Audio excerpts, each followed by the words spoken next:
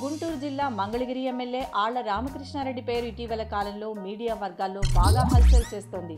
AP CM చంద్రబాబును ఓటుకు note కేసులో ఇబ్బంది పెట్టేందుకు ఆళ్ల కోర్టులో కేసు వేయడంతో ఆయన పేరు మీడియాలో బాగా నానింది. తాజాగా ఆళ్ల ఓ విషయంలో అడ్డంగా బుక్ అయ్యారు. ఆయన బండారం బయటపడింది. ఆయన విద్యార్హత విషయంలో ఆయన ఇచ్చిన సర్టిఫికేట్స్ అన్ని ఫేక్ అని తేలడంతో ఆళ్ల మీడియాలో మరోసారి ట్రెండ్ అవుతున్నాడు.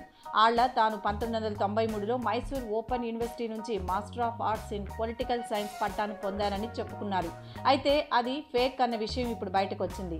ఆళ్ల చెబుతున్న మైసూర్ ఓపెన్ వర్సిటీని 1996లో ప్రారంభించారు.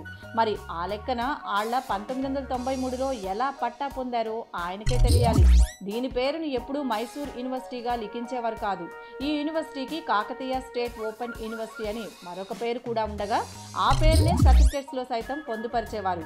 ఇక గత ఎన్నికల అఫిడవిట్లో ఆళ్ల ఎన్నికల సంఘానికి సమర్పించిన ఈ నివేదిక చూసి ఇప్పుడంతా ముక్కును వేలేసుకుంటున్నారు. దీంతో ఆళ్లకు రాజకీయంగా కొత్త చిక్కులు తప్పేలా లేవు.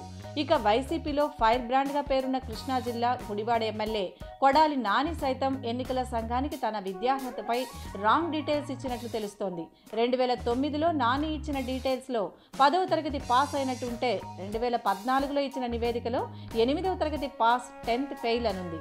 సో ఇప్పుడు ఇవి రెండు వైసీపీ లీడర్ల దొంగ చదువులుగా సోషల్ మీడియాలో ట్రెండ్ అవుతున్నాయి.